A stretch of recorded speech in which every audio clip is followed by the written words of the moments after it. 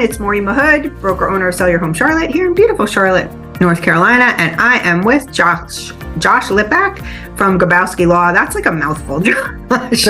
All of that together. And we are going to do a follow-up video from what we did last week because we had a lot of people very interested in what happens when you buy a house with somebody you're not married to. And this comes up actually more and more as Josh and I were talking about what we were going to say on this video. It does come up more and more. Now that prices of homes are so much and people are investing in homes, a lot of times you are going to be in a position where you might be buying a house with your boyfriend or girlfriend, or it could be a friend, or it could be a investment property from somebody who's an investor, it could be your parents. How do you set up that deed? And Josh is going to go over joint tenancy and tenants in common, which everybody learned in real estate school, but nobody remembers. So that's why we have Josh.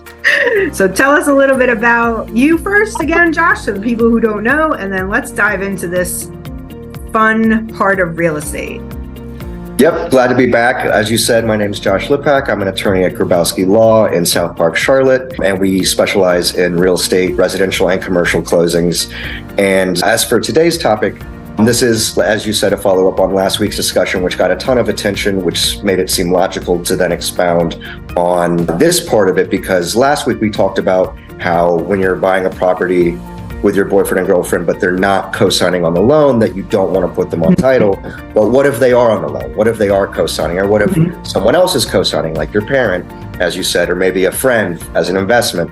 So now we're talking about two people who are tied to the property financially, and both are going on title, but they're not married to each other. So when you're married, there's an automatic default with how you vest title. And that default is most similar to joint tenants with rights of survivorship versus tenants in common. And the big differences there are, if you, let's say the hypothetical is it's you're buying a house with your boyfriend or girlfriend, but they're also on the loan and you're both going to be on the deed, but you're not married, you'll want to decide between these two. With joint tenants, what that means by operation is if one of you were to pass away, the person who passed away, their interest in the property would go to the surviving owner 100%, so that surviving member would own the property outright. That's the important key fact there. With tenants in common, if one of you were to pass away, instead of that person's interest being absorbed by the surviving owner, their half would go to their heirs. Now, their heir might be the surviving owner, but if it's not, then you may have a situation where you now own half the property and 3, 4, 5, a dozen people jointly own the other half of the property, depending on how many heirs they have. So for example, I think I asked this question last week and now it's becoming a little bit more clear. So if you're two separate units, like let's say you're married and you're both divorced and have children, if you come together and buy a house together, there's two ways that you could set up that deed. If you want to give if you die and you want to give your surviving children portion of the house, or if it all goes to the spouse too. Well, if you're remarried, then you're going to go back to that default setting. Okay. Which is more similar to joint tenants with rights to survivorship. Okay, so you couldn't. So married couples don't have to worry about this. It's a default setting, automatic, where there's rights of survivorship. Okay. Okay, so this is let's say I want to buy an Airbnb and don't have enough money to do it, so I'm going to partner with someone to do that. This is like we can have an agreement on how we split up the rents and everything else, but what happens if someone dies, basically? Okay. Yeah. And then, so what do most people do? Well, we would recommend in a situation like that you form an LLC together so that it's a little bit cleaner and there's more laws in place to dictate various scenarios that could play out. But if you were hypothetically investing with someone and you were buying in your individual names, typically in those scenarios, they would go tenants in common. So that way your investment is going to your heirs if you pass away. Okay. And that's a really good thing to know, because like maybe my heirs or my partner's heirs are not people I want to be in real estate with. So you have to really think about that. And then tenants in common, like if it's let's say it is an unmarried couple, or let's say just sisters, or like a lot of times people today, like houses in Charlotte have gone up so much that people are getting together to buy them so that they don't have to pay rent. And so in that scenario, like if they're related people, what normally do they do? Like if let's say my sister and I wanted to buy a house together because we, wanted to, we couldn't afford to be on our own, so to be cheaper to live together. That's something where we would talk about these types of scenarios? Yeah, and I think it depends on the specific relationship.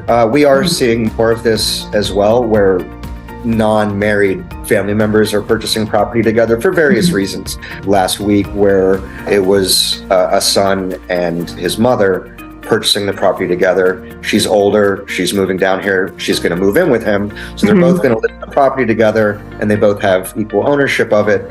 They went with joint tenants with rights of survivorship because it made the most sense based on their setup and their relationship that they would want it to go to the other person if one of them were to pass away. Also, they're both paying for it. A different scenario might be siblings, especially the siblings co-signing to help the other one out. Maybe their credit score is better and interest rates are kind of crazy right now. Yeah, don't do that. They might want it to go to their heirs instead. So really, it's just a conversation that they need to have, and it's going to differentiate based on the exact nature of the relationship each. And then the biggest one that I've come to is the unmarried couples. Maybe for whatever reason, they're not going to get married, but they want to buy a house together, and they're both on the loan. They're both going to be on the deed, and then they need to decide which way they're going to write this deed. Most people in those situations also choose joint tenants with rights of survivorship because they assume that they will eventually be married, and they would want their interest to just go to the other person. Now, if you were in a situation where you broke off the engagement, maybe tenants in common would make more sense, because then your other half, your half would go to your heirs if you passed away after you broke off the engagement. And another good thing to know is if you buy property together, unmarried, as tenants in common, and you do eventually get married, you will then automatically transfer to the default setting of a married couple, which builds back in the joint tenants, the rights of survivorship. Gotcha. So once you get married, it just defaults back. But if you stay just, I don't even know what they call it, just cohabitating together, then it won't default to anything unless you physically change it. And that's a good point as well, because I've heard people bring this up, we'll be common law married. That is not a thing in North Carolina. So it's very important to point that out. That does not exist in North Carolina.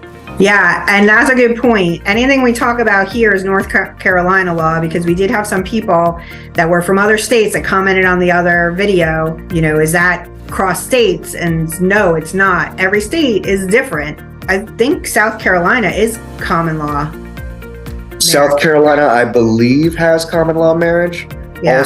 Also in South Carolina, I don't believe that marital interest attaches automatically. You both need to be on the deed. So case in point, South Carolina is very different. So if you have a situation in South Carolina, you want to make sure that you're asking a South Carolina attorney. Yeah. So before you do anything in real estate, call Josh if you're in North Carolina.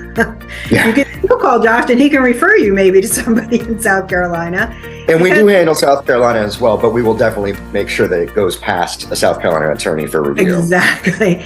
And then, because these decisions are a lot of money that, you might not think it is, you're talking about a lot of money, but could be a lot of money down the road, especially if you're untangling things that you didn't know what you were setting up to begin with, and then you're dead and your heirs are trying to figure out what the heck, So yeah. And that's a difficult situation to be in. And another thing to consider with tenants in common is, because even if you do want your share to go to your heirs, it's a good idea to have estate planning in place in that case, because if you don't, and it just goes to all of your identifiable heirs, this could be a dozen people who may not all agree on what to do with the interest in the property. And then you have a very difficult situation. So that is a really big key thing when you're buying. I mean, I would say if you're deciding to buy property with somebody else, you really need to sit down with an attorney to just know what the options are, because the way you take the deed is going to affect a lot of people. And arguably, I would say, regardless of the situation, whether you're buying property by yourself, with a spouse, with someone who's not a spouse, once you own real property, it's a good idea to go ahead and have estate planning set up, because in any scenario, obviously none of us want to think about our own deaths, but you don't want your heirs to be in a position where, you know, they have to go through the court system to sell the property because they've got a dozen people who don't agree. It can lose the net value of your inheritance to your heirs. It's just not something that you want to put a situation that you want to put your heirs in. Yeah, maybe we'll do a video on probate. That's another fun part of real estate.